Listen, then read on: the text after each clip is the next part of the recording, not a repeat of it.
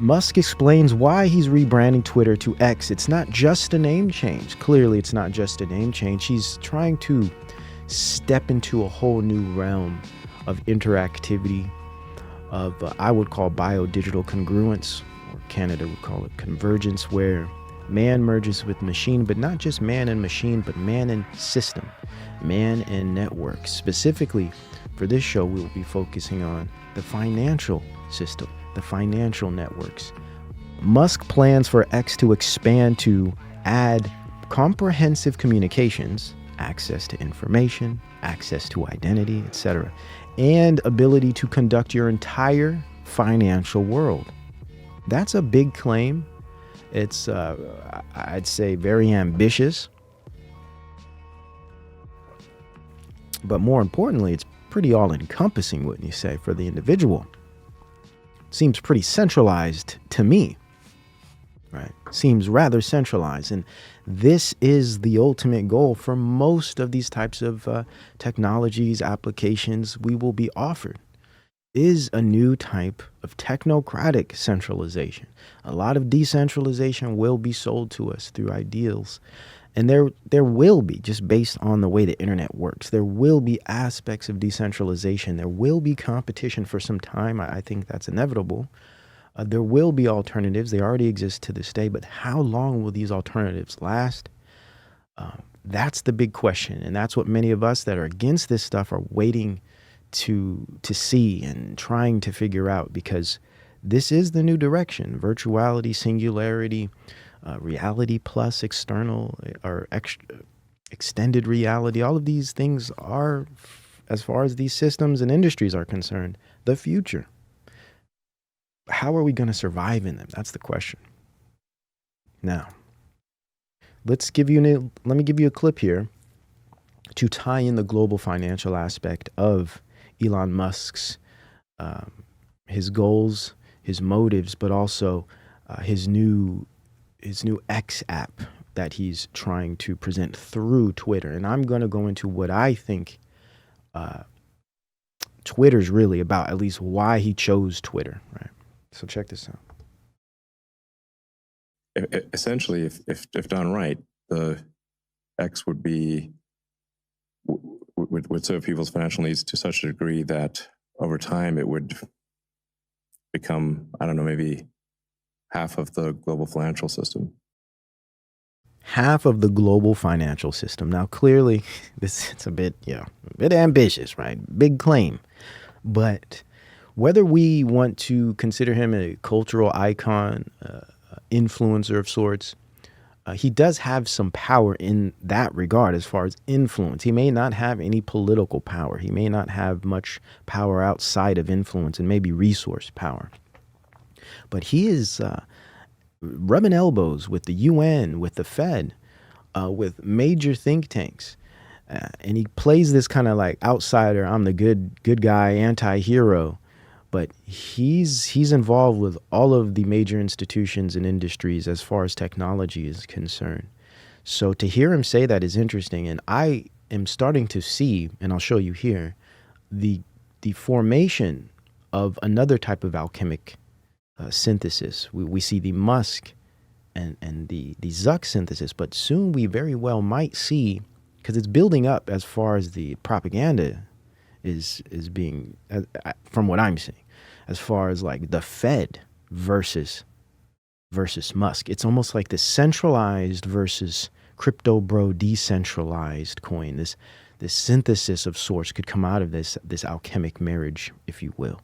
And I'm really seeing Musk being built up, especially through social media, as this savior, as this crypto bro, anarcho-cap libertarian side of the dialectic that will be taking on this new move towards a centralized digital bank currency on the part of the Fed. Wow. Or some big number. Okay. I'm not sure what the number is, but pretty big.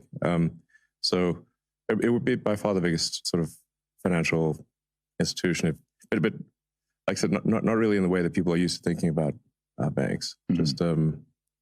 Just the most efficient database for the thing that is money. Like I said, like least amount of fraud. Everything's real time. And if it involves money in any way, it can be dealt with seamlessly on one location. One location. Centralization. Who owns that location? Who controls the networks? Who manages the data? Who grants you access to that data? Who grants you access to your financial information? Now, there is some optimism in this when we can think about the mere concept of competition, right? Competition is good, especially in capitalism. And we are just moving towards a type of next stage capitalism, this type of human capital, right? But what's interesting is, and I think this will be the case for some time, there will be a type of wild, wild west of currencies, which could free up a lot of opportunity for people that, say, don't want to be involved with CBDC centralized currencies, or who don't want to be involved with, say, Musk's decentralized version, right? Because it seems like he's being propped up as this next financial alternative. Now, the problem with this idea, and that's something I'm going to focus on a little bit today, is the importance of safety and security, as he's mentioned here. Streamline access, functionality, but more importantly, trust. This is coming under the guise of verification. Now, the reason this is so important is because I can see how this is directly tied to the Internet of Bodies. I can see how, or at least will be directly tied by the flip of a switch. Once the networks are formed, it only takes a push of a button or a flip of a switch to create these types of biodigital congruence networks and algorithms. We saw the beginning of this during the scamdemic, where we saw the implementation of new virtual structures, infrastructures, networks, as well as the implementation of new virtual experiences, new virtual culture by quarantines, people staying inside. We talked about this in 2020 during the quarantines when I was doing the Patreon shows, the From the Bunker shows, if you guys remember those. And that's what we were talking about. This whole thing is really just about getting us into a virtual kind of behavioral pattern, compliance to create some type of virtual acceptance for new virtual abnormal, as well as setting the groundwork for new track and trace devices, techniques through QR codes, scanning, et cetera, and just mass infrastructural networks that interconnect the entire Earth, right? And I think we're seeing the follow-up of this through the WHO digital alliances, as well as the pandemic accords, which we will be discussing in length and in depth soon. I'm just doing a lot of other research in that area, trying to discover things other people aren't saying, because a lot of people are covering a lot of that stuff pretty well right now. It's pretty obvious what's going on. But there's a lot of technological connections that I think could be addressed. Let's start off with this idea I have of alchemic synthesis. In many ways, we're seeing different forms of alchemic synthesis, because if we think about it, if we go back to the mystery school religions, the philosophies that propped up where we're at today, whether it's Kabbalah, this type of new Atlantis, Baconian ideals, Thoth, Egyptian ideals that built up the Theosophical Society and literally brought us the Western esoteric tradition that, in a sense, spawned Masonry and all of the things that ground philosophically our governmental systems and our politics, right? We could always go back to this type of alchemy. We could always go back, whether it's Rosicrucianism as an example, the Royal Society, et cetera, et cetera. We could always understand that alchemy has been a source of change, a source of influence on the part of those in control. Now, here, alchemic synthesis, conflict or collision. Musk and Zuckerberg bringing the metaverse and Neuralink together. Think about this. Musk representing the move towards virtuality, immersive experiences, kind of one of the poster children for this. Musk being one of the poster children for singularity through his Neuralink project. Imagine staging events between the two, both of them having very important technologies and ideals colliding, have them collide and merge their ideals, such that we can create the pure or impure simulation reality, which is, in other words, reality plus. We'll be going, today's lecture actually, we'll be talking about impure simulation from the book Reality Plus on the Patreon and locals for lecture 4 today. We'll be doing that after the show. Not directly after, probably about an hour after the show. I have to get some notes together and queue up all of my visual aids, etc. So Musk and Zuckerberg bringing the metaverse and Neuralink together, virtuality plus singularity, which creates the impure simulation, which is in a sense very similar to what you would have saw in the Matrix film, where there's biological digital congruence. Very troubling, but this is where those in charge want things to go. This is where the systems and the organized corporate tech companies, as well as our political leaders, this is where everything is being driven. And it's interesting to see, even on the biomedical, the biosecurity angle with WHO and the UN, we see the same movements, the same ideals, but being applied to life, right? Bare life, being applied to the biology, biopolitics as an example, that is being utilized to, in a very public health fashion, shift us towards the exact same direction, just from another angle. All right. Let's see here. Now, then I had this idea of Musk versus the Fed, because there's just a lot of articles coming up about this. Actually, let me pull some up here. Now, this goes back, this is 2 years ago. Let's go to 2021. I'm just going to show you guys some historical, systematic examples of propaganda that, in my view, anchors and, in a sense,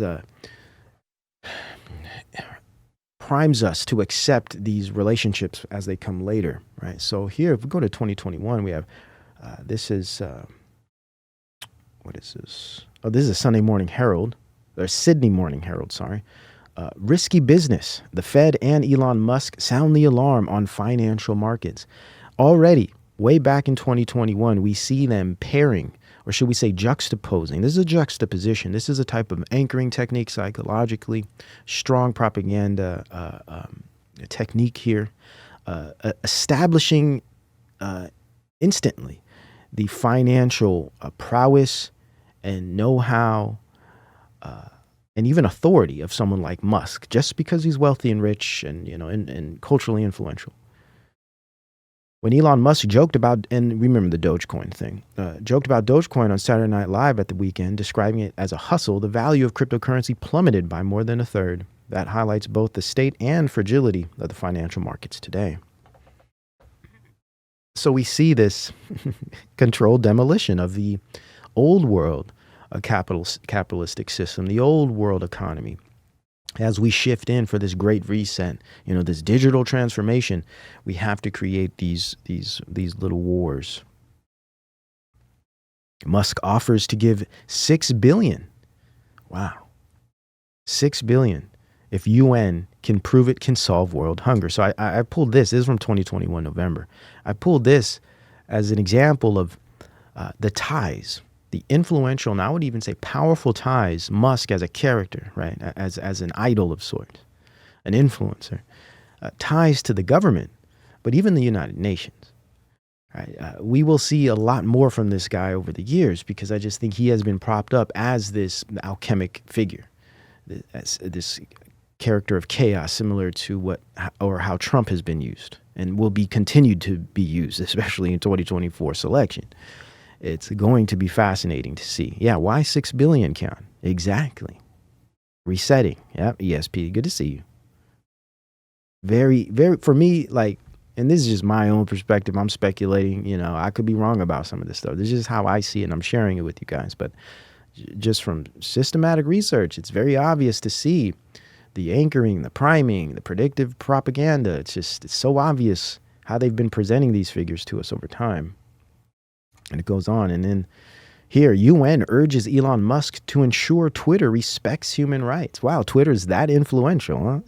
you got the UN urging. It's just fascinating to me. Elon Musk has been urged by the UN to make respect for human rights central to Twitter after suggestions that as many as half of its more than 7,500 staff could be sacked. And I guess he laid off the Human Rights Department for some reason. And again, this is just, for me, what is it all about? Human authentication, right? Human rights has to do with human security and safety, security over one's personal data. We've been talking about this stuff, man. it's just setting everything up for this type of, in my view, a very austere, authoritarian, full spectrum dominance with regard to personal digital data that's controlled, managed, and even speculated upon by owners of that data. Not us people, us plebs. We don't own nothing. We only get access to it. They're just trying to ease us towards this centralized system through their little conflicts and controversies between all of their little characters. Now, we also see Musk try to get involved. Just showing you guys the connections here. Musk even tried to get involved financially. Didn't do too well, just like his Threads isn't doing too well, and it's not supposed to do very well. In my view, these are concept marketing campaigns. They're marketing concepts to us as people, creating culture. Ultimately, that's what I believe a lot of this is about. Because the culture, the acceptance, the compliance, such that diffusion can be accomplished, has to happen first. They have to get the plebs, the people, the we, to say, okay, this is cool. This is a nice direction. And there's many ways they're going to do that. And we'll talk a little bit about that today as well. Check this out.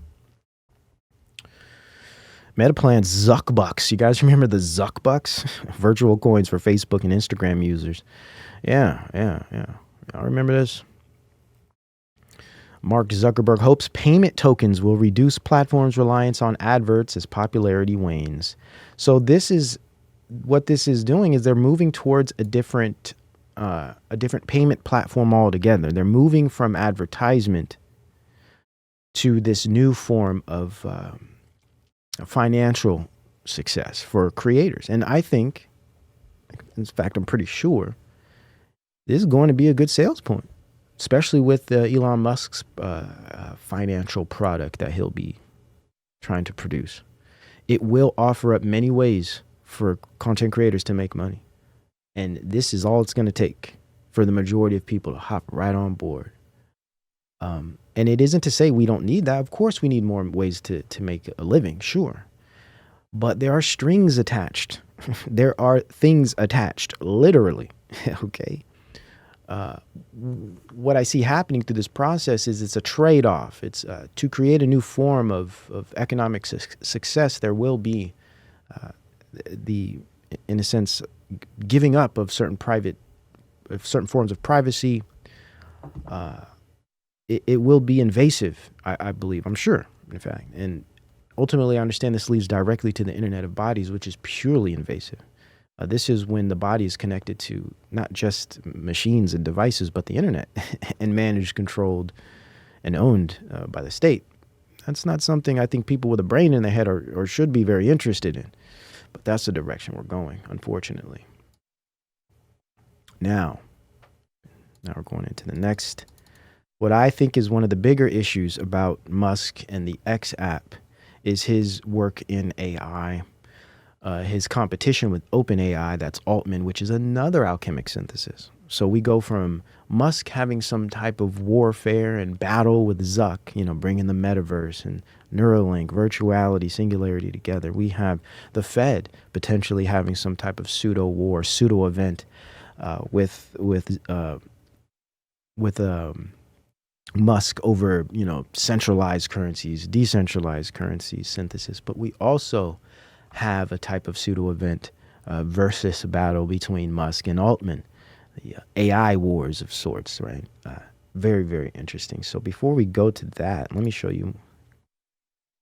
I have another one here. Okay, we're ready. We're ready for that. Never mind. Let me pull this up now. Now, this is big. Get my notes for this one because I think, personally, this is very important. This angle, aside from the digital congruence and the transhumanist aspect of it, there's a supernatural, there's a spiritual aspect to this. There's a very God level aspect to this, and this has to do with Musk's seeking a truth GPT. You guys familiar with this? Elon Musk says Truth GPT will be a maximum truth-seeking AI. The new AI seeks to understand the nature of the universe. This is, I mean, on a philosophical level, it doesn't get any bigger than this. This is Elon Musk seeking to replace the wisdom of the Most High God. He aims to quantify the qualifiable, or should we say he's seeking quality through quantity. Okay, because these machines, they can't, in a sense, create wisdom. They don't have a will of their own. They're not conscious. They don't have any of these things. This is next level disturbing. For me, this is probably one of the biggest issues, because nothing is bigger than the wisdom of the Most High God. Nothing is bigger than the Most High God in general. And we can see, as we've talked about in the past, possibly Antichrist being an AI figure. This is just a glimpse into the development of that figure. Yeah, he can't, Jackie. Amen to that. He ain't replacing anything at all. But it's the bold and brash and just overly arrogant nature of it all. The problem is he's very influential. He's very loved in the society. He will be praised for this effort. And whatever he produces will be accepted and trusted. That's the problem. Whether it's legitimate or not, we know it ain't. But, yeah. Elon Musk launches AI firm XAI. Okay, XAI, as he looks to take on OpenAI. So there's the AI wars, the synthetics, alchemy. Elon Musk's AI company XAI aiming to understand the true nature of the universe. Why is this so important? I don't have to tell y'all why, but this is the answer to creation. This answers all of the questions philosophers, thinkers, atheists, New Agers have been asking forever. See, those are the faith. We can answer all of these questions consistently, right? Now, the problem is many aren't going to adhere and believe and understand in that way. So, of course, man and his flesh and his technologies is going to find ways to circumvent the truth and create it on his own. And he's even going to try to circumvent man himself by accomplishing that through machine. Now, what's fascinating about this all, and very oxymoronic, is that AI relies on man's implementation. AI has to be programmed by man. We talked about this last show. This idea of creating a moral AI. Based on what? Whose morality? Keyword based on. AI is, or should we say machine learning, is just it's a process that is based on that which is programmed into it. An AI that cares about understanding the universe. This is an oxymoron. An AI that cares. This is how propaganda works. They avoid definition. They avoid description. They avoid explanation. They avoid in-depth explanations of what these things are. And they just say words. And they bank on the fact that the majority of the population won't question or critique, will just believe and follow suit. An AI that cares about understanding the universe is unlikely to annihilate humans because we are an interesting part of the universe. So we just got to make an AI that cares, right? The funny thing is we could hardly find a human, at least in these areas, that care. And we're the only ones that can. Do you see how ridiculous this entire effort is? Because there's ulterior motives that are working absolutely outside of all of these ideas. There's one direction all of this is going. So they have to create all of these silly lies and misrepresentations to hide the fact that they're going towards something that most people, if they were to really address it, want nothing to do with. Elon Musk says he's working on Truth GPT, a chat GPT alternative that acts as a maximum truth-seeking AI. Y'all, we talked about this. Remember when I was talking, it might be at the beginning of the year when we did the first show of the year. This changes everything. Or I think it was like the year is 2023, where I was trying to say, yeah, it's not that we should be worried about AI. No. We should be worried about the people programming it and using it. We're going to psyop each other because AI, it's far less than what people are saying. Now, there's a whole other spiritual component to it when we think of Gollum and when we think of ritual. There is these very esoteric and occult potentials of spirits being, in a sense, invoked into systems. Now, that's a different conversation. It's probably a little too deep for this channel or this show, at least this show. But there's that aspect too that we definitely pay attention to. But if we're just going to speak on the very objective technological level, right, AI is actually very basic and very simple and extremely, extremely limited. Now, the billionaire laid out his vision for an AI rival during an interview with Fox News' Tucker Carlson, of course, the premier propaganda resource for the new media, saying an alternative approach to AI creation was needed to avoid the destruction of humanity. I'm going to start something which I call Truth GPT, or a maximum truth-seeking AI that tries to understand the nature of the universe, Musk said, and I think this might be the best path to safety in the sense that an AI that cares about understanding the universe is unlikely to annihilate humans because we are an interesting part of the universe. Now, the question is, okay, who's programming that care? What's the quality of that care? What are its presuppositions? What are its foundations, morally speaking, ethically speaking? How does an atheist program an AI with moral and ethical presuppositions, foundations? How? How is this possible? I'd love to see it. We won't see it. But then there's always alternatives like this one here, which I think is fascinating. Nationalpost.com. Judeo-Christian, oxymoronic. Judeo-Christian roots will ensure U.S. military AI is used ethically, General says. The comments come as U.S. government officials say they're working on guidelines for the use of AI in warfare. So what it appears here to me that, well, it's going to have Christian ethics. Now, I would say that's a good thing. I'd say it's the only ethics that are consistent and can be trusted. But at the same time, we understand the misrepresentation of Christianity. I also see this building up Christian army, this like Christian right, this very pseudo state-funded technocratic transhumanist version of technology or of Christianity that's building up more and more. And I'm seeing it happen in the Republican Party and in a lot of these kind of rightist tradcon movements. We are seeing this new false type of Christianity that will be propped up to be knocked down.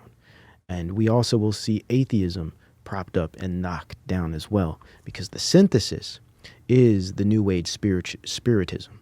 That's the synthesis. That's the New World religion. The New World religion is simulation theory. The New World religion is this type of new gnosis that claims there is some greater being that has designed us through some, whether it be computers or some quantum mechanic, quantum theoretical machine. And we're just its creations living some type of simulated experience. That's the new religion, at least a major aspect of that religion. As Dr. Haugen would say in his phenomenal work regarding singularity, he talks about the Kabbalistic, the Kabbalah's aspect to this, which is super important as well. There is this mystery school religion, simulation, Eastern mysticism, combination of things that will be the New World religion through the guise of AI and technology and spiritism, in a sense, merged together. So what we will see over time as this new Christian, right, this new Christian authority, this new Puritan kind of movement is all pseudo, and it's all to be obsolesced and canceled out. And we'll see the same thing with these overzealous leftists and materialist atheists, etc. Very similar to what Pike wrote in his work, where the atheists, the Muslims, and the Christians will all battle it out to be canceled out, such that Lucifer and his New World religion of simulation, computer technology, and gnosis will be essentially offered up as the Gaian world of New Age religion, the new abnormal, the New World religion, right? So I don't, it's very easy for me to understand what all of this Christian reference stuff is and all of these new Christian movement leaders that are popping up, all of these new child trafficking, Christian organized big platform movies and stuff being pushed out, trying to create this new satanic panic 2.0, trying to, in a sense, rile up the Christian right and create this very false representation of Christ and what the truth is. It's so fascinating to see.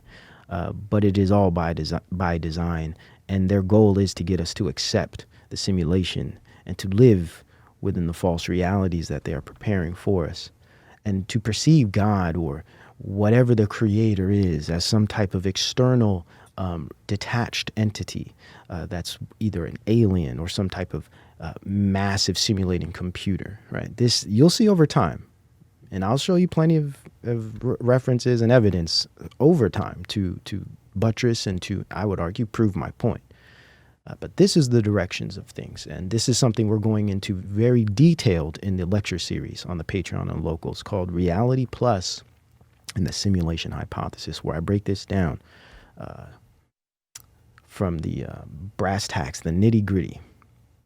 Now, let me just show you this image here. This is from recent Grimes, I guess one of her shows or on tour. Now, of course, they're no longer together, but that's not important because they share the same philosophy. They share the same worldview, and they have the same ideals with regard to what humanity and technology is and are.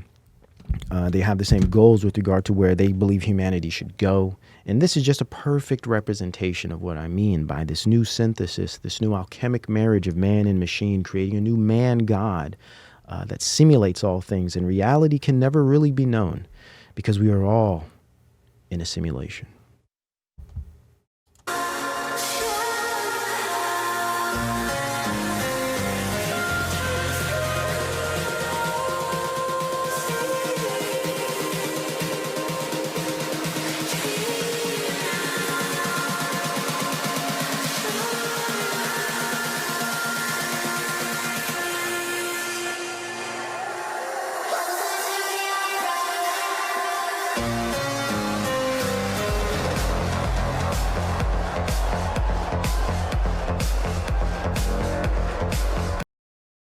Isn't it interesting as they all, like most shows today, watch live and in person, but still through the phone, through the screen, still seeing a simulation of reality whilst they're standing in it? Fascinating.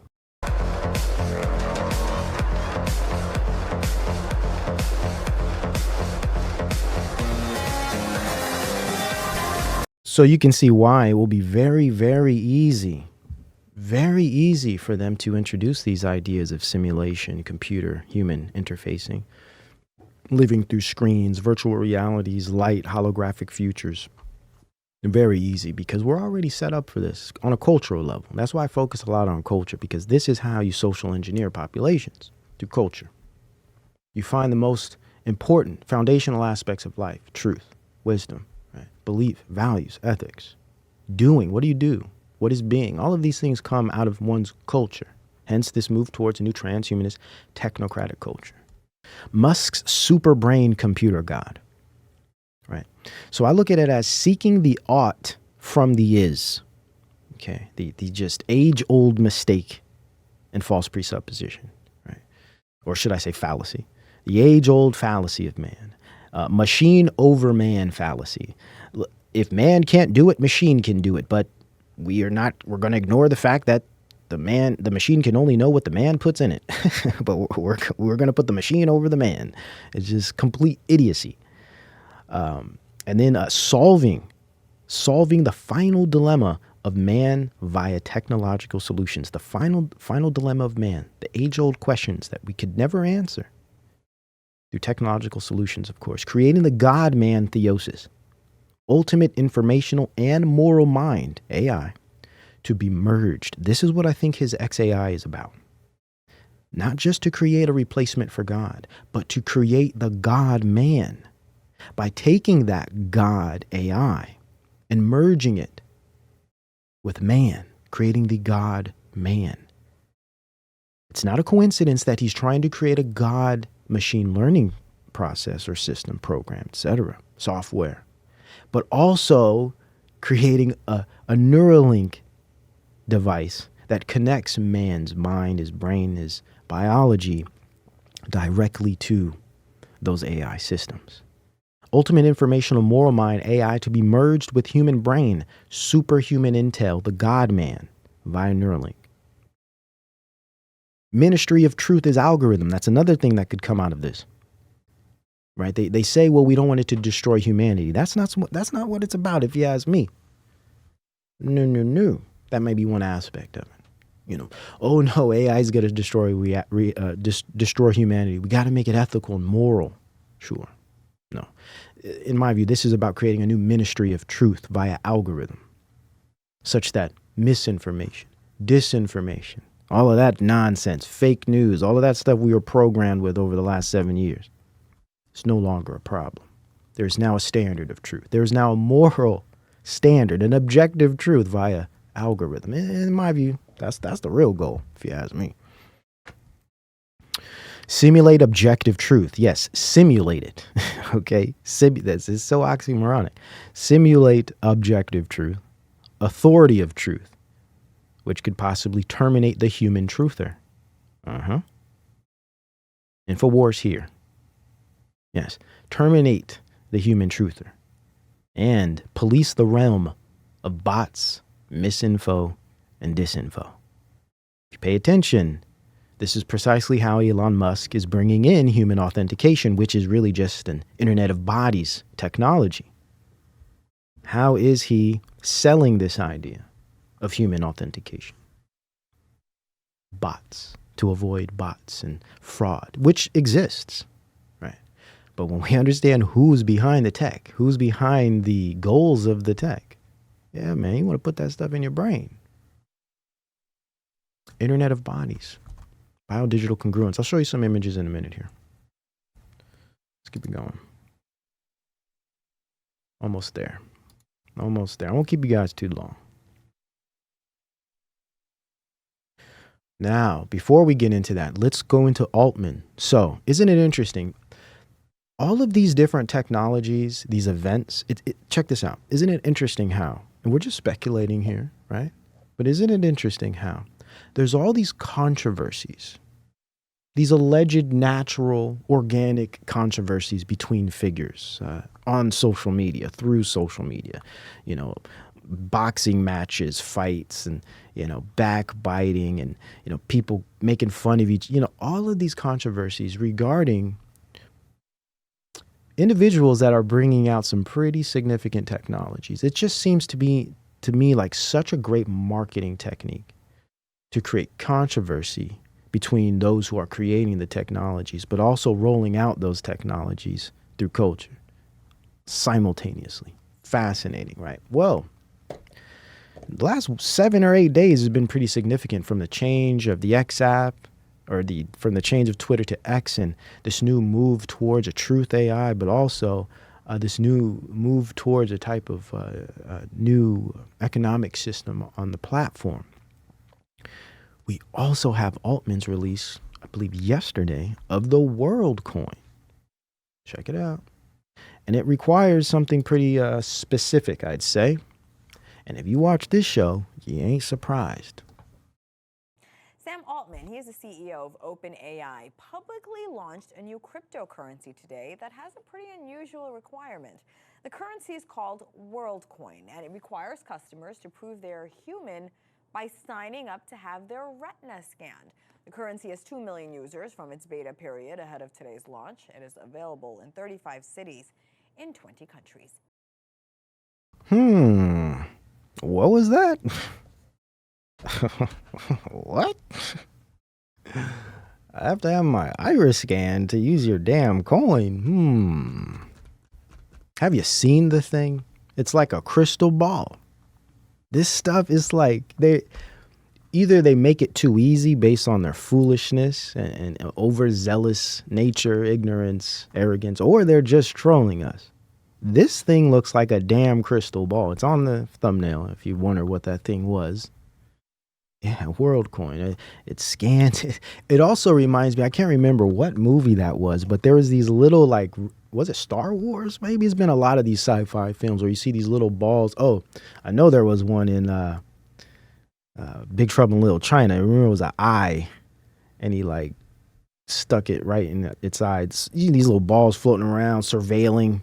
You know, it looks just like one of those.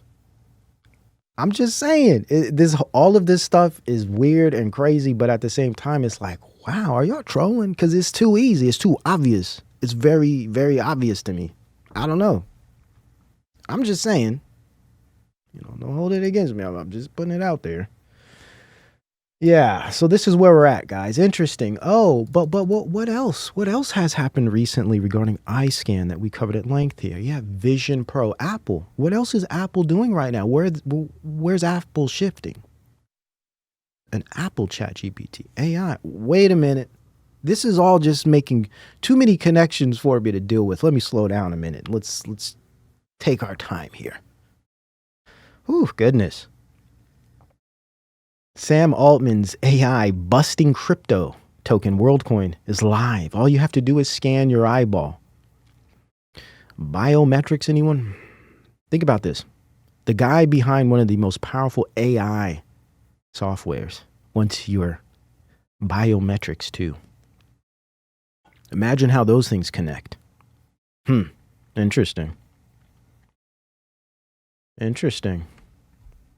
Show another one here. Just, we got receipts, man. Just showing y'all receipts. For people that think we conspiracy theorists over there.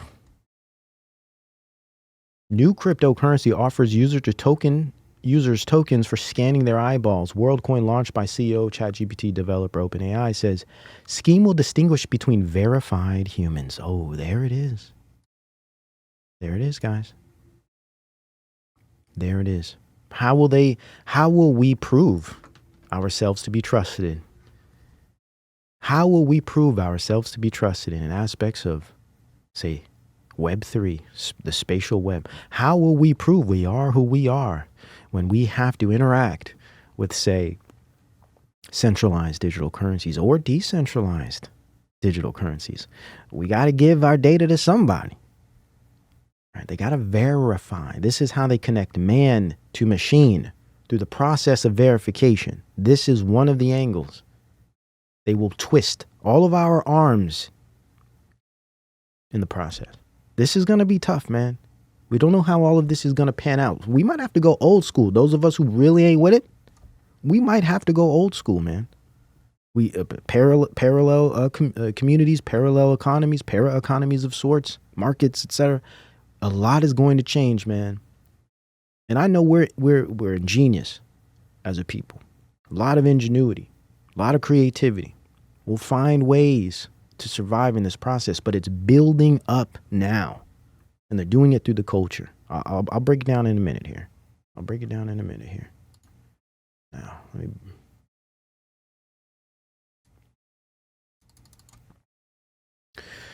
Ethereum's Buterin expresses concerns over Sam Altman's coin. So there's already a lot of concerns, guys. There's already privacy issues regarding this stuff. That's why I think a lot of it will fail. The point is, this is introductory. I think these are concept marketing schemes and campaigns, just getting us comfortable with the ideas of things. They have so much, let's say, legislation and judicial issues to deal with first. Now, that's unless some new crisis is taken advantage of. Worldcoin's identity system, proof of person. That's a new one. Reminds me of human authentication. Isn't it interesting how each one of these guys has their own little buzzword, their own little buzz term? Altman got proof of personhood. Musk has human authentication. Faces issues with privacy, accessibility, centralization, and security, according to Buterin. Is that so? In the age of AI, the need for proof of personhood is no longer a topic of serious debate. Instead, because we've already accepted it as a population. Right? Most people have already accepted that they're willing to give up everything for safety and security.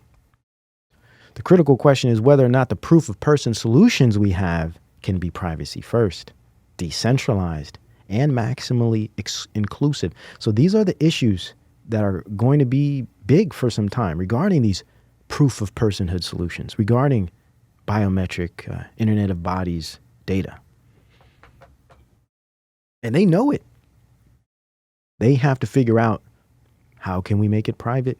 How can it be decentralized? And how can it be maximally inclusive? What do you think they need to do to circumvent all of those serious problems and dilemmas that need to be addressed on a population level? Crisis. Very easily. Crisis. The slide is a reflection of the crypto community's disquiet about the project, which uses a hardware unit known as an orb to identify individuals and prove they are human by scanning their irises. Being able to verify a person in that way will be a key part of a new digital economy in an era when artificial intelligence is integrated into society. AI governance, digital governance. According to the company, users verified by the orb can claim WLD tokens on the project's app, where regulations allow. Ethereum's co-founder Vitalik Buterin expressed his concerns about possible abuses of the system in a blog post yesterday, including issues around privacy, centralization, and security. Worldcoin has also come under fire for heavily promoting itself in the developing world. About 30% of its orb-verified users are in each of Asia and Africa, raising concerns about exploitation. Oh, should we be surprised? Tech corporate exploitation in Asia and Africa? Haven't heard about that before. That's a new one. I mean, of course. Those are lab testing grounds for the most part. Technologically speaking, the culture is tested in the West, America, as an example. A culture testing ground. Social engineering mind control lab, America. Of course, we can't talk about eye scanning and all of that stuff without mentioning Vision Pro, which is exactly what Apple's doing. But Apple, like Altman and OpenAI, is also dipping their hands and fingers into, yes, AI development. Apple's next move, developing Apple GPT and cutting-edge generative AI tools to challenge OpenAI. Again, here are the AI wars. Now, I think one of the biggest issues with this, and something we have to pay attention to, I mean, if we're honest, is like, well, isn't it a bit strange that these companies are moving forward with the type of GPT, a type of AI, all-encompassing intelligence software, but they're also creating biodigital congruence devices, and they're also dealing with finances and the financial system, the new digital economy. Now, some will say, oh, well, that's just the direction everything is going. Absolutely. But do you know what that means? Do you know what that means? Most of these people, when you say singularity, they just think it's some science fiction stuff. It's not far off, man. Now, we will only see in my view, very infantile representations of it, with a lot of bugs and a lot of problems and a lot of fallout. But the point is, they are going to try and they're going to bring out these technologies. And unfortunately, many of our friends and family they're going to be down with it. That's the problem. So many people are going to think this is just okay. It's just the next evolutionary stage of technology. Look at the phone. Look at vehicles. Look at airplanes. It's just the next stage of technology. None of those machines had any type of autonomous behavior of any sort. None of those machines were integrated directly into the biological systems of the entire population. I mean, it's just so illogical to think that way. It's idiotic. But again, people don't want to think. People want to assume and presume. People want comfort. People don't want to believe that things are changing in a way that could go against some of their most deepest convictions. And some people just don't give a damn. 2023. There's too much content out there. There's too much TikToks and Netflix series out there. Too many video games and pornography, right? Oh, goodness. You guys know. So just to kind of remind you, Apple, as it works on AI, has implemented a type of literal mind control technology in their device, in their Vision Pro. The Vision Pro headset that Apple announced today will have a unique biometric authentication method, employing iris scanning for the first time. Optic ID uses cameras in the headset to scan the eye, much like Face ID scans the face. So again, here we are with the systemic in that it's in every big major technological device, product, software, hardware, scanning, housing, capturing, managing, and owning our biometrics and our behavioral metrics, right? The Internet of behavioral things. Internet of behavior. This brings mind control. Let's look at it. We don't be making stuff up. Early Apple Vision Pro neurological research helps it predict when you click. Now, this will be a revision for many of you, but we got to go over it. Apple Vision Pro involved a lot of neuroscience to develop some of its key features, according to a former Apple engineer, with it relying on various tricks to determine what a person could be about to do in the interface. The main interface of Apple's Vision Pro headset is based on navigating using eye tracking and gestures, with the system needing to determine what the user is looking at, specifically as quickly as possible. In a Twitter posting on Monday, the curtain is pulled to reveal some of the early thought that went into the project. Sterling Crispin, who we've covered here, spent time as a neurotechnology prototyping researcher in the technology development group at Apple over 3 years, the longest he's ever worked on a single effort. While there, he worked on elements that supported the foundational development of the headset, including the mindfulness experiences and other ambitious moonshot research with neurotechnology. As an example, Crispin linked it to mind reading, such as predicting what a user would click before they did. Proud of contributing to the initial vision of the headset, Crispin was on a small team that helped greenlight that important product category, which he believes could have significant global impact one day. Interesting how Apple is hiring neurotechnicians to implement mind reading capabilities in their Vision Pro, whilst we have people like Elon Musk working on Neuralink that does some other version of this type of digital convergence. Very interesting. Mental states. Crispin's work involved detecting the mental state of users based on data collected from their body and brain when they were in an immersive experience. By using eye tracking, electrical activity, heartbeats, muscle activity, blood pressure, skin conductance, and other metrics, AI models could try to predict the user's thoughts. Isn't it interesting how Apple is trying to create an Apple GPT right now, right after they've released this technology? Are you paying attention?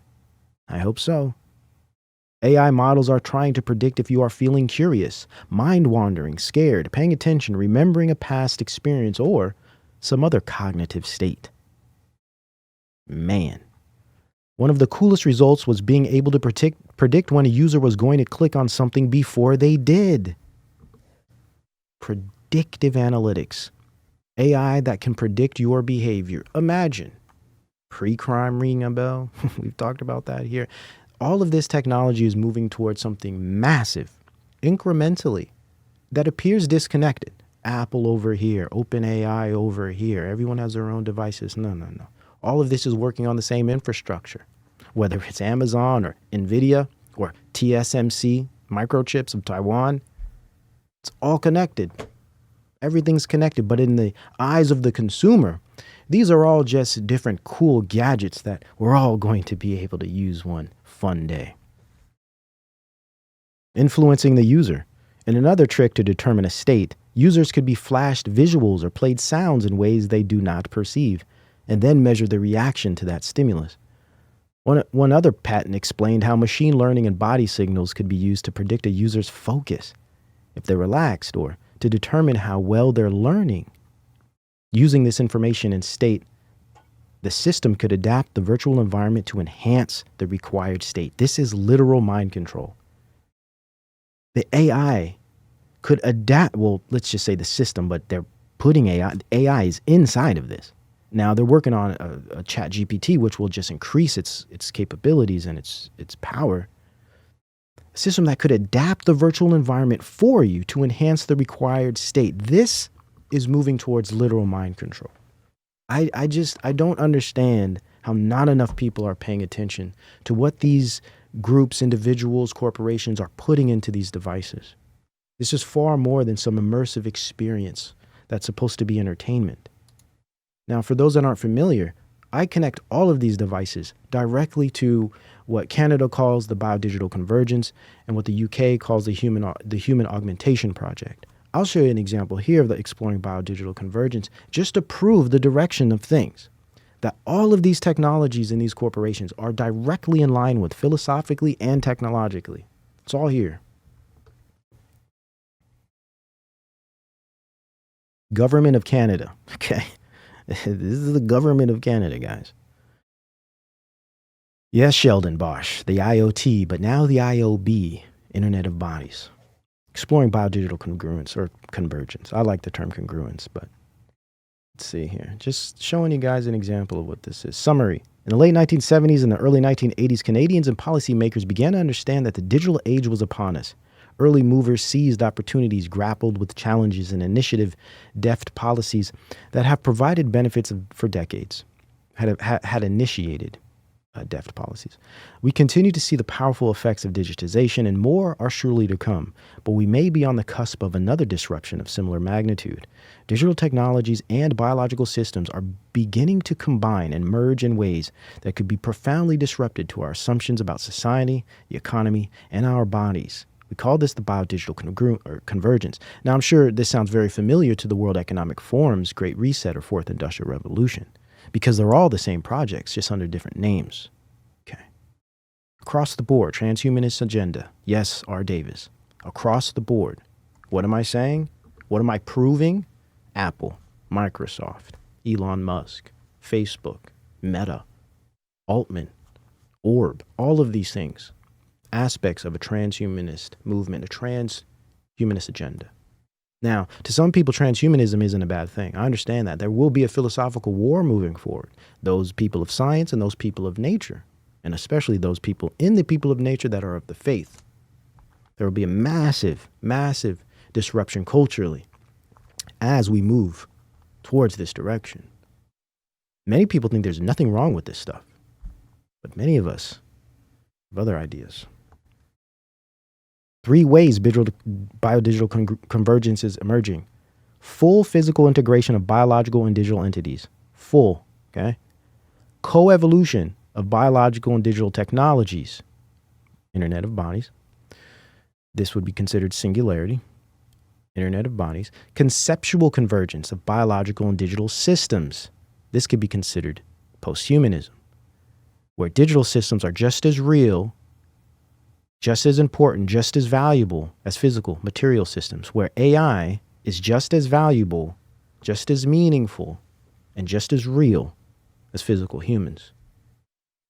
I can't help but think about the generative agents paper from Stanford recently that has created its own automated NPC-like bot community, where each individual, each NPC bot is living a life, working, growing food, interacting, creating relationships, all based on algorithms, of course. But we're moving towards the biosims with pure sims, organized, impure simulation that we would see in, say, The Matrix. And again, for those interested in more in-depth academic research in this area, be sure to join the locals or the Patreon. We do a lecture series called Reality Plus.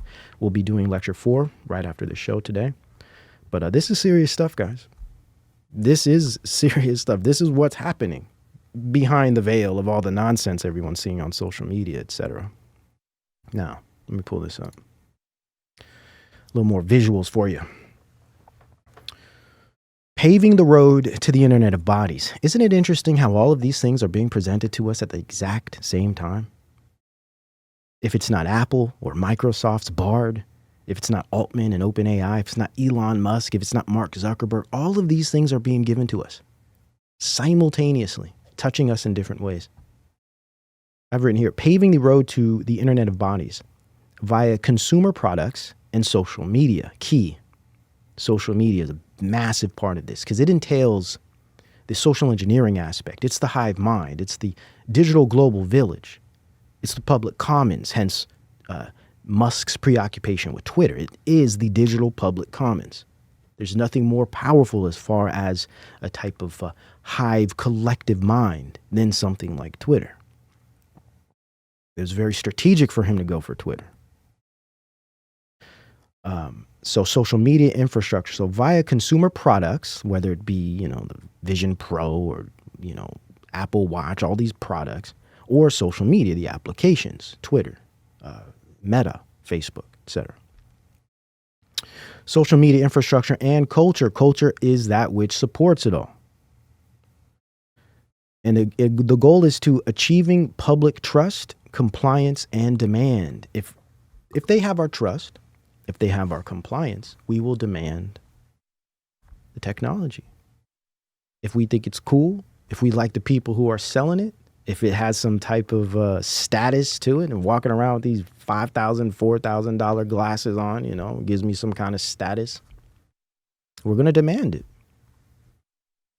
But it gets deeper. It gets way deeper. Just wait till we end this. Wait till you see what we have to wrap it up. Biodigital congruence or convergence. This is culture creation. That's what I think a lot of this is, because when I read into the actual literature of the actual technologies, they're so behind, especially with regard to any consumer-based model. It's so behind. The metaverse isn't a thing. Spatialism is so far away just due to the pure energy it requires to have this ubiquitous computing. To even consider the concept of ambient intelligence, you have to have so many sensors, so many networks. I mean, we don't even have near the level of energy to sustain such an environment. So really, over the next several years, it's going to be purely cultural creation, and we'll be given little toys that hardly do anything, that are propped up as these major developments like Vision Pro, etc. These are just introducing us to something that's coming later. And of course, their real goal are the children, and they've already accomplished that cognitively and visually through things like Roblox, Minecraft. They've already prepared the simulation theorist, the spatial four, the fifth industrial revolution generations. They've already prepared them today with Roblox as an example, as well as Minecraft. They're already visually configured to live in these worlds. It's just a matter of time till they produce the right technology that's not too cumbersome, that can actually integrate biologically such that they can't even tell they exist. Now, product or service is syncretism. I look at this as a type of syncretism when I see all of this stuff happening at once. Product, service, syncretism. So we have the syncretism of a product release and service release, combined rollout to normalize these ideas, to normalize these ways of life, virtuality, to normalize these philosophies, computer-brain integration, human-machine interfacing, normalizing these ideas in the generations. So we have, just as an example of a device, we have Apple, Microsoft's work, and here we have the computer software hardware empire, right? So we have the computer software hardware empire.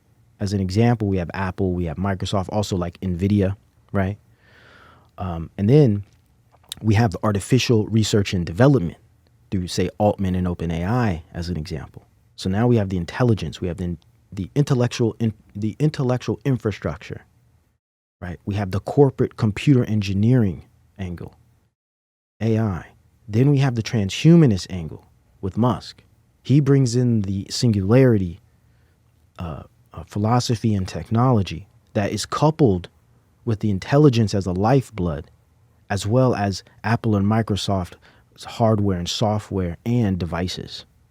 But also what Elon Musk brings in as a power is his social media angle. This is why it's important for people to understand why he went for Twitter. Because without the social media in your palm, without social media access as a power, as a mass influence, I don't care what your philosophy is, I don't care what kind of technology you bring out, you're not going to be very successful in 2023.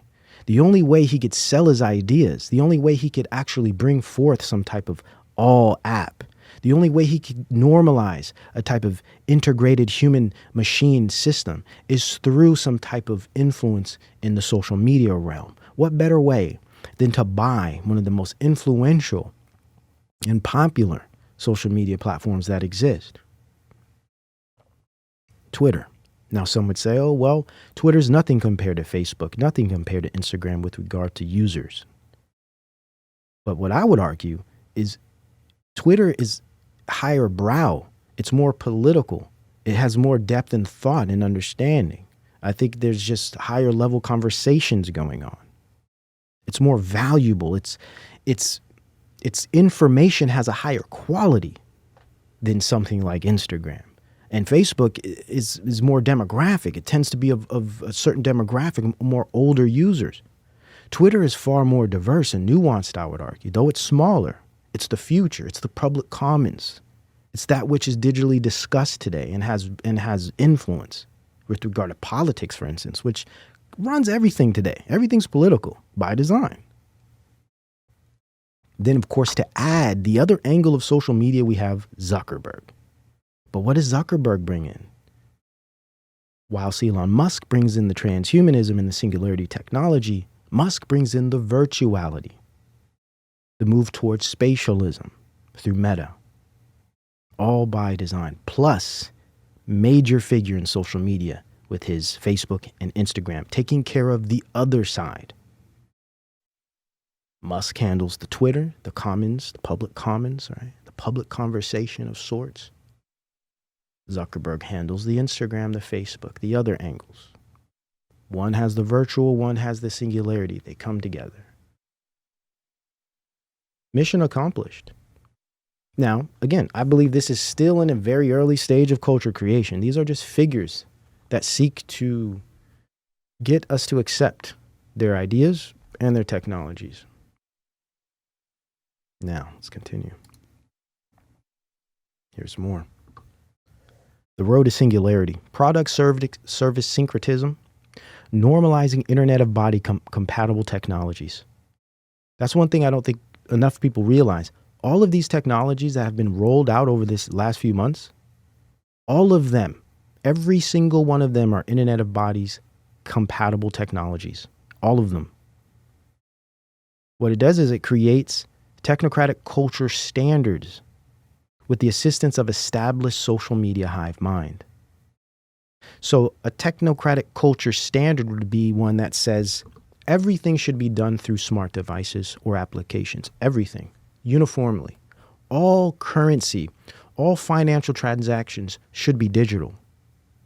There's nothing wrong with integrating, say, a machine learning system into one's biological system. In fact, it's a type of advancement. Sorry, my headphones. There we go. In fact, it's an advancement. It's a way to optimize oneself. What's another one?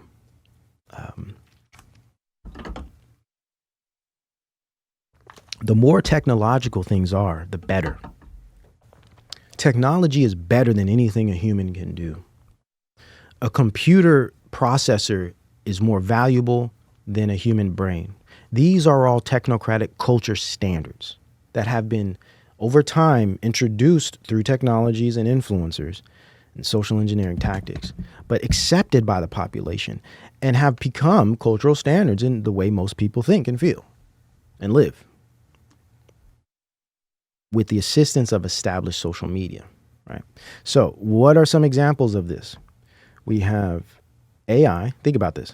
We've been given this all at once, especially over the last several weeks. AI, biometric connective devices, Vision Pro being one example, transhumanist technology. FDA just gave approval to Neuralink not very long ago.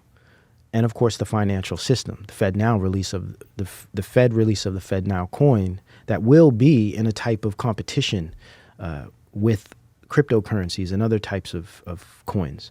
And Elon Musk could, in a sense, be the representation of that dialectic, right? Very interesting how all of this is rolling out. In the bottom here, I have vehicles for financial experiential digitization. So we have vehicles for the financial through currencies, digital coins, right? Accepting a type of fully digital system. I'm not against digital money. We've been using digital money for a long time, but I'm against full digitization such that we can no longer use cash, such that there's no longer any anonymity, such that we will have to give biometric data, very personal, private aspects of our being, just to operate in the financial system. That I'm completely against. All of these technologies and ideas create a culture of acceptance with regards to these things. So we have the vehicles for the financial digitization, but then we have the experiential vehicles. Vision Pro being an example, Meta being an example, Roblox, Minecraft being a youth culture example, Snapchat its AR development, all these new glasses, Rodkin? There's all these new AR glasses coming out. We'll definitely be showing those on the lecture series, the Reality Plus. I'm showing you guys a lot of stuff on there. Everyone who's there, I'm sure you're enjoying. Even the mirrors and all of that stuff. The Reality Plus is crazy. So there's a financial and experiential digitization vehicles for them. And these are just, I'm sorry, I'm not even showing you these. These are just different vehicles, okay? So you have AI, biometric connected devices, transhumanist tech, financial system, vehicles for financial, experiential, digitization. Just different examples. Now, here, connecting body. So now we're getting to this idea of this new war between Musk and Altman, AI race, but also trying to convince us of authentication, trying to convince us of Internet of Body technologies, trying to get us okay with giving up bodily autonomy, trying to get us okay to just totally remove our minds from the idea of, hey, my personal data, especially what's going on in my body, is private and it's no one's business. And I don't want anyone owning that data. And I don't care if I have access to it. I don't want you owning it. I don't want you speculating upon it. And I don't want you training AI with it either. See, they don't want us to think this way. So they cloud us with wool over our eyes by creating these false pseudo events, these wars between these influential figures and their fancy technologies. And this is how they do it. Connecting mind or connecting body mind to machine network, because that's the goal. To connect the body and mind to machines and networks. That's the goal. They do it via culture, services, and devices. First, we have culture, social media being an example of that culture, services, financial services, or just information about yourself, access to data, access to info, right? Services, and device, hardware, smartphones, Apple Watches, Oculus, Vision Pro, right? Culture, services, devices. This is how they connect the mind body to machine network. At least this is one way they're doing it right now. Now, of course, as an aspect of, let's see, acceptance and trust, we need to accept that authentication can only be done through connecting body, mind to machine network. The way they're doing that is through this campaign of proof of personhood on the part of Altman and his Worldcoin, or human authentication on the part of Elon, right? These are euphemisms for full spectrum digital dominance. That's what I believe. These are just euphemisms for full spectrum digital dominance, ownership, management of your personal biological data under the guise of, hey, we need to make sure you are who you are because there's too many bots and fraudulent scammers out there. And they exist, hackers, scammers, they exist. But this is not the way. I would also argue this isn't the only way. And possibly, and I've already read that, there are some alternatives. Right? There are. But how long are those going to last? Especially when we know where they want to go and where they're trying to get. This will be an interesting next several years. That's for sure.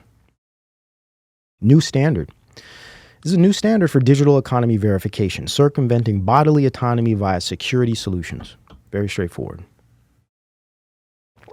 Very straightforward. All right.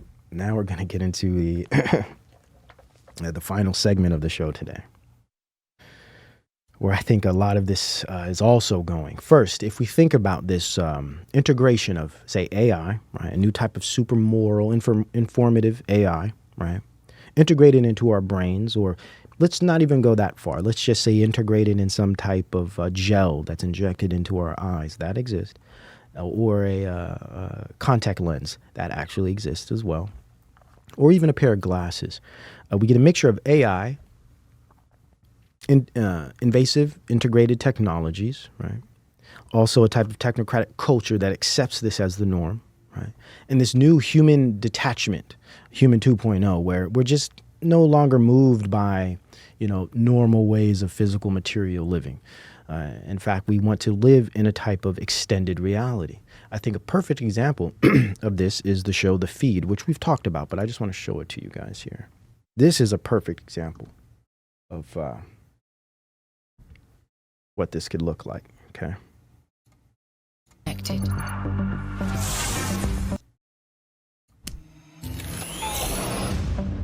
Imagine every human on Earth connected.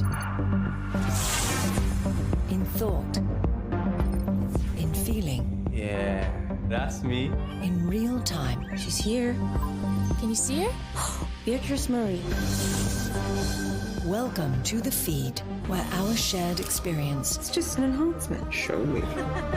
is now a reality. Something's wrong. I feel off. They think her feed did something to her brain. The world needs this technology. Millions are in danger. The feed is causing erratic, violent behavior. Every system is susceptible to viruses. Everything is under control. What made you do that? I don't know. Your safety is of the utmost importance to us. That sounds familiar, doesn't it? Your safety is of most importance. Wow. Sure. Importance to us. They're coming. Importance to us. Yeah.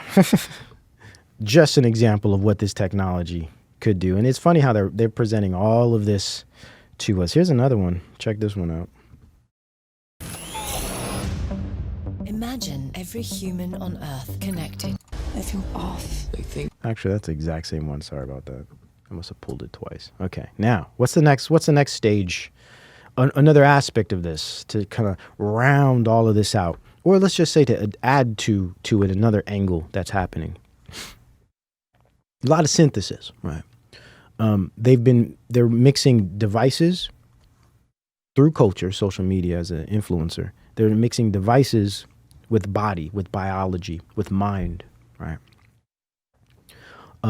Now they're also mixing something else with let's say with this idea of reality plus with VR, AR. Now they're talking about mixing drugs with it. This is perfect. This is perfect because what this does is it sets up a type of mass illusion, or should we say hallucination, right? I've been talking for a long time here, even way back to the 2019 techno-paganism show we did on Joe Rogan, on the Nightline show, where we talked about the introduction of all of this stuff through influencers. Joe Rogan was the focus of that show. Now we're seeing it pushed in many areas, from Russell Brand to Lex Friedman. We're seeing this new push towards a psychedelia and the promotion of drug use to heal. I call it a new healing industry or digital or virtual care economy, right? Where what they want to do now is heal all of the ills of the day, of the world, depression, anxiety, etc., with psychedelics, but also virtual reality. So we've already seen this, and I've showed you guys these articles before. This is a recent one from today, just to add. Psychedelics might revolutionize therapy. What happens if you remove the trip? Tripless drugs might open more opportunities for psychiatry. Just don't call them psychedelics. So again, drugs. Manipulating the mind, altering the states of mind through some type of technology, some type of substance. No, don't get back to the grounding human scale things of importance that brings the good life, happiness, contentment, right? Faith, truth, etc. Don't get back to these things like morality, righteousness, empathy, right? Selflessness, right? These ideas that we're taught in Scripture, all these things that heals, prayer, fasting, all these things that truly heal the mind, that truly heal one's ability to relate to others, one's ability to understand themselves, even post, say, traumatic experiences. Let's get away from all those old, archaic ideas, and let's focus on drugs. Pharmakia, there you go, Lorraine. Let's focus on drugs. Let's sell you more drugs.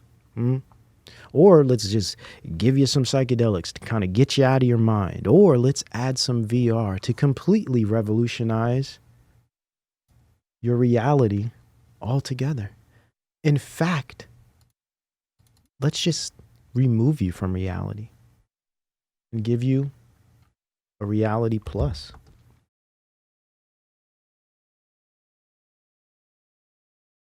Healing with psychedelics, virtual reality, and artificial intelligence. Oh, why don't you just pile them all together? You get little drugs, little virtual reality. Oh, and AI to control it all for you. So you don't even have to think. You don't even have to do anything. The AI compels you.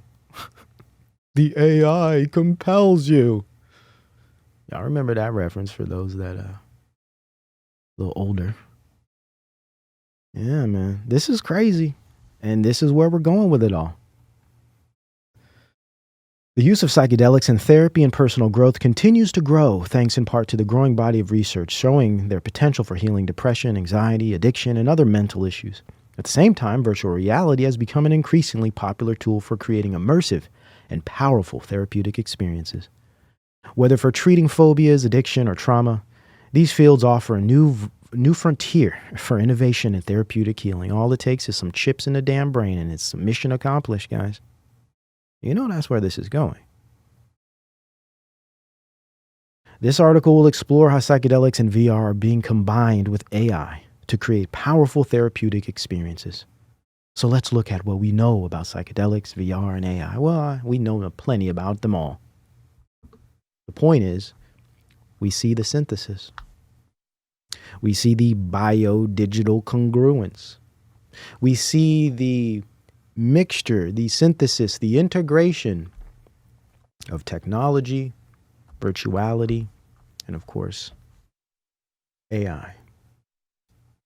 Now, let's add this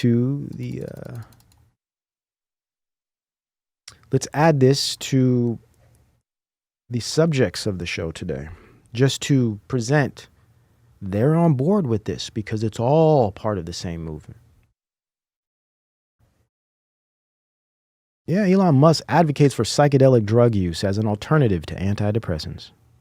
Elon Musk has recently been pouring his heart out on Twitter for the world to see. Now, I'll say this. I think antidepressants aren't the way to go, but I'm not saying psychedelics should replace them. And I do understand there are always some situations where these things do help, right?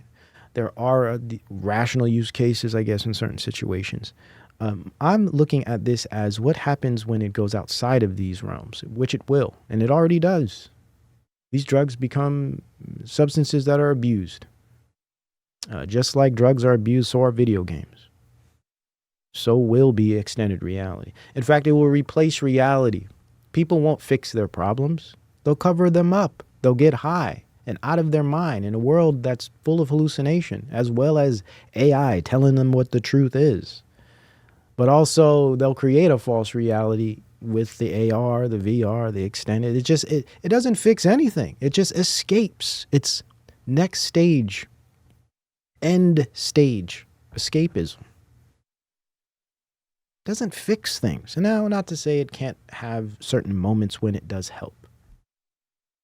But this isn't healthy to introduce to the population in this, this universal way, is by such famous and influential people.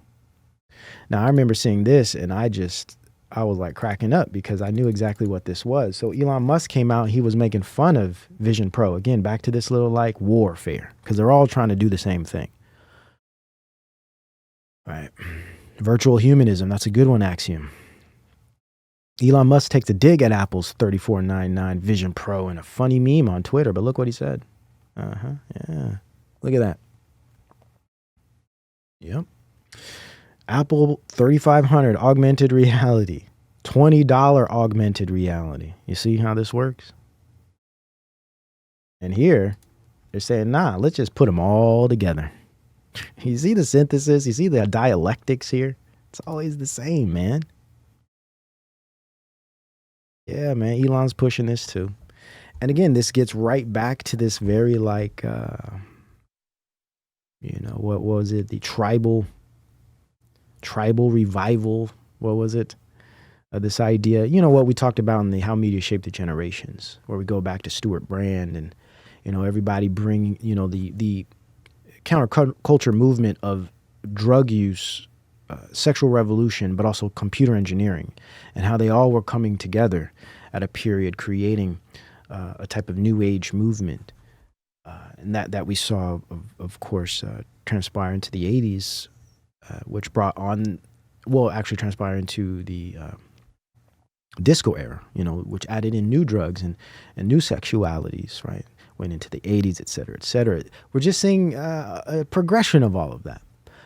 But we're seeing it through the lens of very, very new, updated, highly powerful and influential technologies, right? But it's the same old do drugs, get high, pharmakia, play with spirits, etc. So, and it's here. Now, for me, a lot of this also reminds me of Vanilla Sky, another movie that kind of goes into this idea of memory replacement and false reality and living in simulated worlds by signing up with these companies and stuff. I can't see any of this level stuff happening in our lifetimes for sure, but this is actually the direction all of these very low scale, infantile technologies are representing here. This one. I'm Edmund Ventura from the Oasis Project, formerly Life Extension, LE. Tech support? Yes. Yes, I'm your tech support. And we first met 150 years ago. Oh, shit.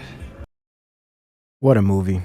Of course, we can't show much of that because we will get hit, but just another great example of what this type of technology at its like deep end presents, I think. Total Recall is another one. But it's so fascinating to see how these crazy, zany movies and sci-fi historical figures and even novels, underpin a lot of the direction this is going. As we've been talking about Philip K. Dick in the Reality Plus series as one of the major influencers, and also the Gibson, the author of Neuromancer, another big proponent for this stuff that, in a sense, spawned the 90s cyberpunk movement philosophically.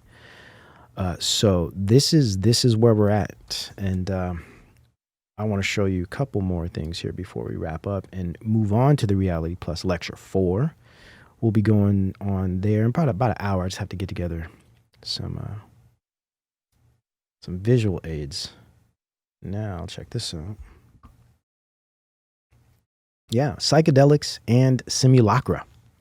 Technological solutions for digital care economy, the healing industry. In perfect timing, right? Think about it, guys, especially considering Gen Z. For a disaffected, disillusioned, depressed society, give them drugs and virtuality as the Reality Plus. If it's not Lex Friedman promoting this stuff, and yeah, he's an AI engineer, right? So it all comes together.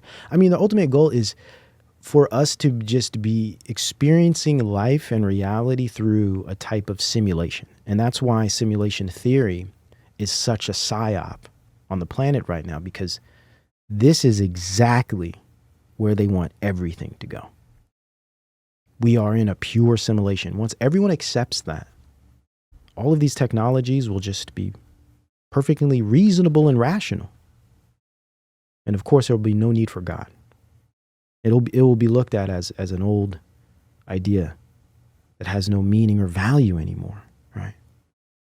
So this is where a lot of this leads, and this is another big aspect of this as well. The drug component, the psychedelics that are working on a pharmacological level. Right? We've got the big pharma playing a role in the virtuality as well.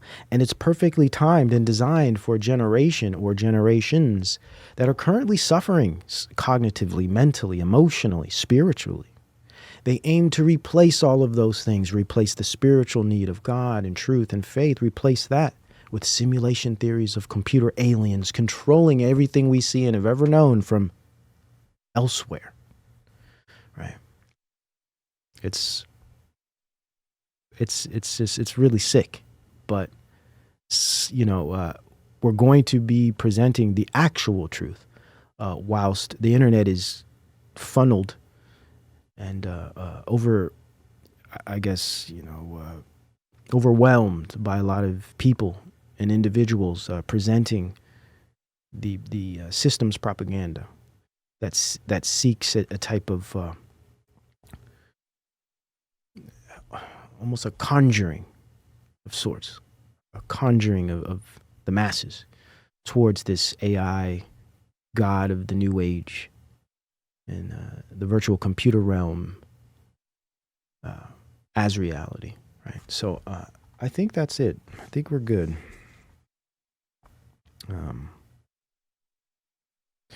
So look quickly on the Truth AI and the X app. X as a concept it's concept marketing, basically, in my view, culture creation and infrastructure creation. So this whole X thing, I think Musk is trying to successfully create a type of culture that wants this direction and path and interaction and experience.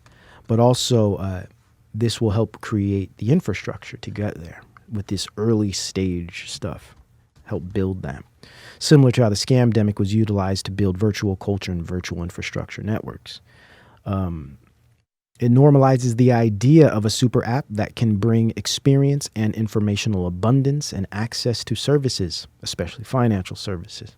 So his whole X thing is just planting seeds, mentally, spiritually, but also infrastructurally, moving everything towards a new type of system, a new digital system that handles everything, finances everything. It's similar to the digital ID of World Economic Forum, which we'll be touching on soon here. I'm doing some research, some new developments there. Musk is acquiring human behavioral intel via mass data harvesting. That's why he wants Twitter, and he's training AI because he wants to create this super AI brain that he's calling XAI that knows truth, right? How are you going to do that without getting enough data, without harvesting, farming it? Hence Twitter. It's just an initial opportunity for that. And he wants to, he's capturing the he's capturing massive social media, cultural platform, public commons, minds and ideas. That's the is. So the Twitter supplies the is, the minds and the ideas of the people, the cultural capital, the human capital, the information, the human information, the data. That's the is. But he wants to create a truth GPT AI that seeks the ought, which is oxymoronic. But again, these guys aren't thinking logically. They have ulterior motives that are based on desire and emotion and personal goals, personal pursuits that have nothing to do with with true humanity, that have nothing to do with the success and the safety of real human people. This is about their own dreams, wet dreams, if you will. And they will create whatever excuse they can to appear rational and empathic, when in fact we can just apply basic logic And we could discover that, well, you can't get the ought from the is. You can't get truth from a machine that only deals with programmed information. It's just kind of silly, but it shows you what we're up against. And it will only become a self-referential loop like humans have been regarding these fundamental philosophical inquiries. So just like humans have that, humans not of the faith that can't ground these things consistently, say atheists, for instance, or New Age belief systems, they're just self-referential loops. So if atheists and New Age people of self-referential loops regarding these philosophical inquiries are programming the AI, they're only going to program those philosophical inquiries of self-referential loops into the AI. So the AI becomes just another self-referential loop of the self-referential loops the humans are already involved in. So you see how this is completely illogical and makes no sense at all. And it will fail. It will fail. And actually, what it will do is it will expose the truth. That's the optimism of this. Atheists and New Agers trying to program truth and transcendence through algorithm is only going to prove truth and transcendence in God. For me, it's just going to be rather beautiful to see it. But of course, they won't accept that. What's basically going to happen is it will only further imply, it will only further imply the truth of the Most High. But as a response to that, what they will do is say, oh, well, if we can't succeed in finding a transcendent objective truth, what we'll do is we'll get the closest thing to it. And we'll create arbitrary standards that will be established via algorithm in lieu of success. So in lieu of finding truth successfully, we'll just get the closest thing to it that align with our worldview, and we'll just create a type of algorithmic standard. And then we get austerity. Then we get the ministry of algorithmic truth. That's not true. That isn't transcendent. That isn't objective. That is politically and socially geared towards a specific type of worldview.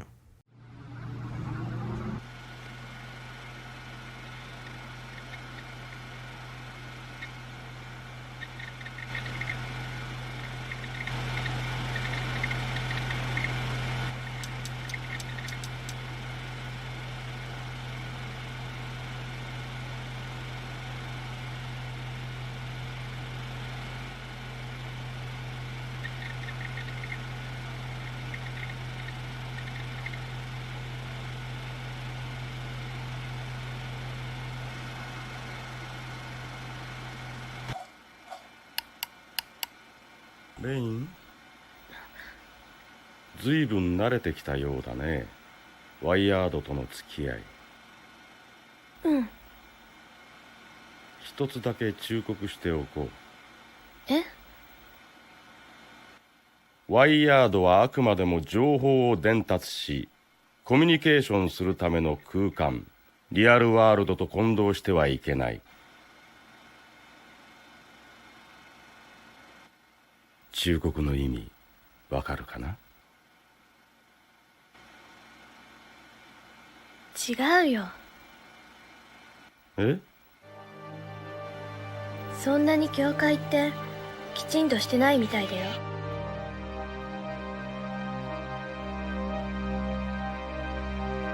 もうすぐ中に入れるんだよ。フルレンジ、フルモーション。私、メタファライズ。心配しないで。私は私だもの。そう。